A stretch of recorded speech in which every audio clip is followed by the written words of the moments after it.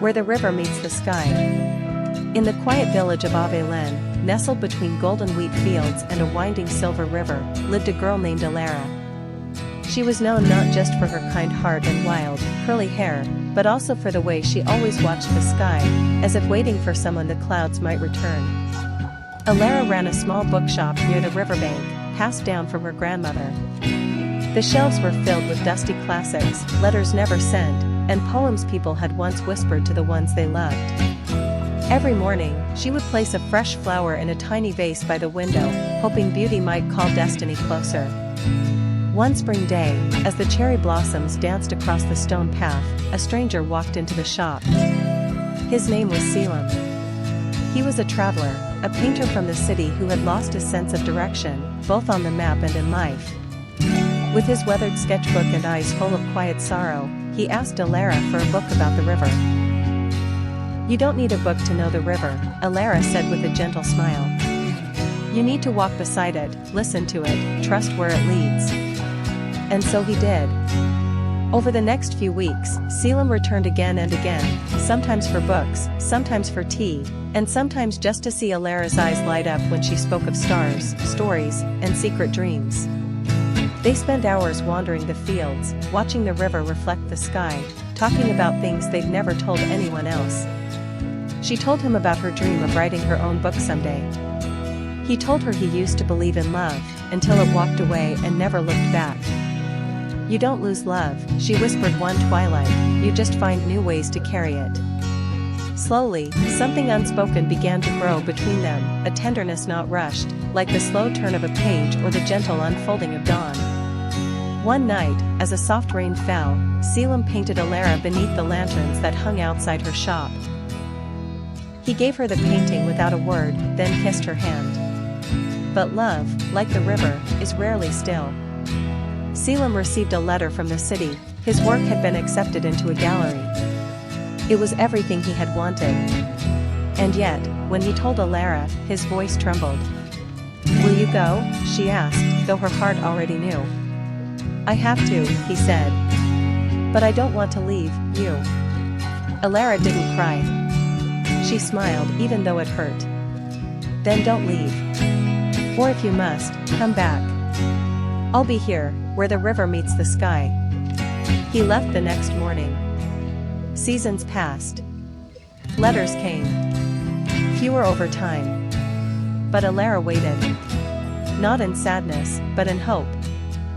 She wrote her book, a story of a painter and a girl by the river. It became a quiet success. The village called it fiction. But she knew better. Years later, during a summer evening golden with memory, Selim returned. His hair was streaked with gray, his eyes wiser but no less kind. He held a worn copy of her book in his hand and said only, "I followed the river. It brought me home." Alara walked toward him, placed a flower behind his ear, and whispered, "You're just in time. The sky has been waiting for you." And beneath the glowing stars, they kissed, two souls who had wandered far, only to find that love, like the river, always knows the way.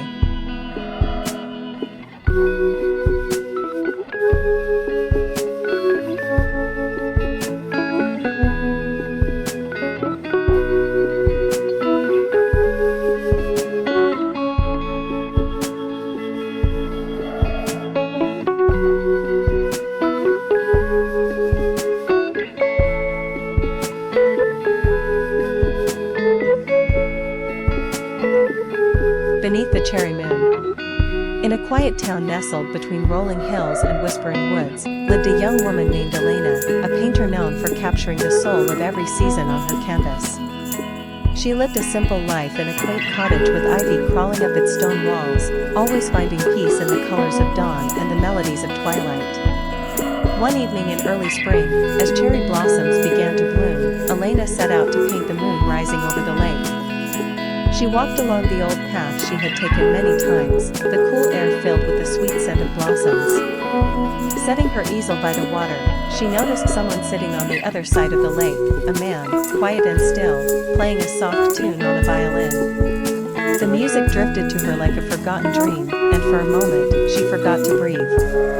When the man finally noticed her, he gave a small nod before standing and walking away, leaving the echo of his song in the air. Days passed, and Elena found herself returning to the lake, hoping to hear the mysterious music again. She brought her canvas, hoping to capture the moment, but each time, she was alone. Then one evening, just as the moon rose full and silver, he returned. This time, he came closer. His name was Lucas, a composer who had traveled the world but returned to his hometown after losing his passion for music. He was trying to find inspiration, and that night, he found it in Elena. They began meeting under the cherry trees each evening. He played, and she painted. Silence wasn't awkward between them, it was a language they both understood. Slowly, their art wove a bridge between two wounded souls. She learned he had lost his brother, his muse. He learned she had once loved someone who had left without goodbye.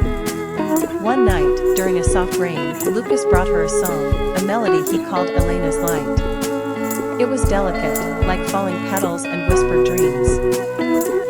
Tears filled her eyes as he played, for in that moment, she felt truly seen.